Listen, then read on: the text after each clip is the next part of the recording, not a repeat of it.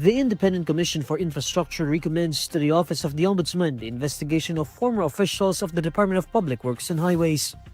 This in relation to irregularities in a 95 million peso flood control project in Bocaue, Bulacan. In a briefing on Thursday, November 6, ICI Chair Andres Reyes says the Commission is asking the Ombudsman to assess potential violations of the Code of Conduct and Ethical Standards on the part of former DPWH officials.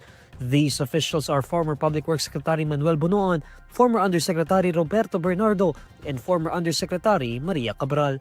The Commission also recommends that the Ombudsman evaluate whether the several individuals may have violated the anti-graft, malversation, and other pertinent laws. The ICI names 9 individuals, including former DPWH Bulacan 1st District Engineer Henry Alcantara and former DPWH Bulacan 1st District Assistant Engineer Bryce Hernandez, among others.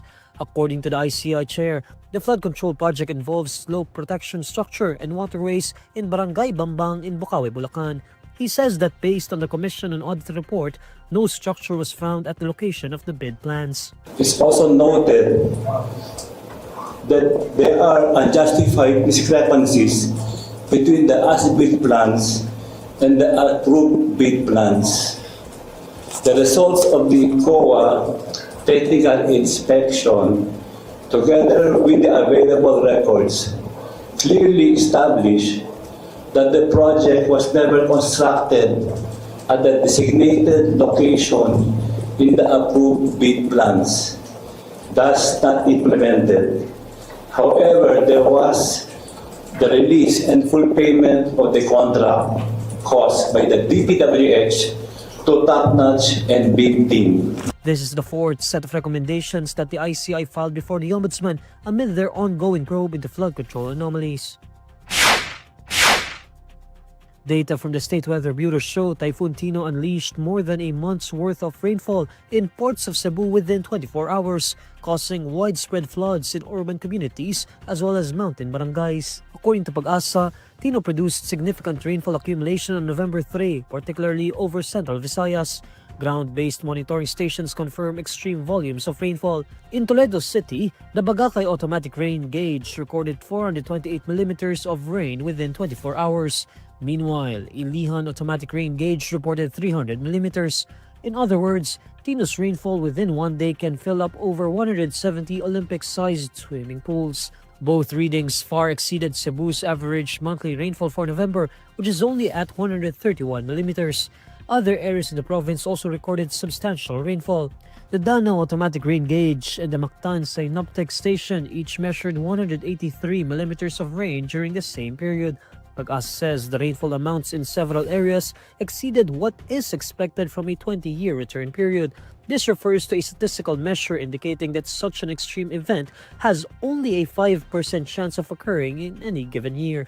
The agency describes it as an exceptionally heavy rainfall event, saying many parts of Visayas experienced rainfall equivalent to or greater than their monthly averages within a single day. The continuous downpour due to Tino caused rivers to swell and inundated huge portions of Metro Cebu, where local disaster officials reported flooding in major thoroughfares and residential areas. The Bureau of Internal Revenue files criminal cases against the so-called BGC Boys or Bulacan group of contractors. The BIR files the cases on Thursday, November 6, alleging 1.6 billion pesos in unreported income and related tax deficiencies from 2020 to 2024. Named in the complaint are former Department of Public Works and Highways Bulacan District Engineer Henry Alcantara, former Assistant District Engineer Bryce Erickson Hernandez, and former Construction Section Chief JP Mendoza. BIR Commissioner Romeo Lumagi Jr. says the filing is the second batch of cases related to the flood control anomaly. Nakita natin na based on dun sa mga lifestyle checks na ginawa natin, yung kanilang mga ginastos na nakuha rin natin yan sa mga pagdinig na ginawa sa Senado at yung mga kanilang mga ari-arian, nakita natin na hindi tugma ito sa kanilang kinikita or yung mga reported na mga revenues nila at mga binayaran pulis. Kaya naman na nagsampa tayo ng kaso at total tax liabilities na nakita natin dito sa tatlong ito ay umaabot na na mahigit 1.6 billion pesos. Alcantara, Hernandez, and Mendoza are being linked to fraudulent government flood control projects. The three are facing cases of tax evasion and willful failure to file and willful failure to supply correct and accurate information in their income tax returns. Lumagi says the investigation is far from over. He says the BIR is continuing its investigation into other contractors and officials. Lahat ng personalities, walang makakalusot dyan. Titingnan po natin na lahat. But tandaan lang po natin na ang investigasyon ng BIR ay limited lamang sa possible tax liabilities, tax evasion. Hindi BIR ang nag-iimbestiga ng graft and corrupt na ano yan. So, ang titingnan lang talaga natin kung tugma ba ang mga revenues sa mga ginagastos at mga ari-arian nila at kung hindi nagbayad ng tamang buwis ay yan ang hahabulin natin. So yung pag-conduct natin ng lifestyle checks ay ikukumpira lang yan sa buwis na binayaran or hindi binayaran. Alcantara, Hernandez, and Mendoza have testified at congressional hearings into anomalous flood control projects. They revealed the supposed collusion between lawmakers, public officials, and contractors in a kickback scheme involving government infrastructure projects. Senator Ping Lacson previously revealed the BGC Boys supposedly posed as contractors and laundered billions of pesos in casinos. He said the BGC Boys lost over 950 million pesos in casinos, with their total transactions exceeding 1 billion pesos.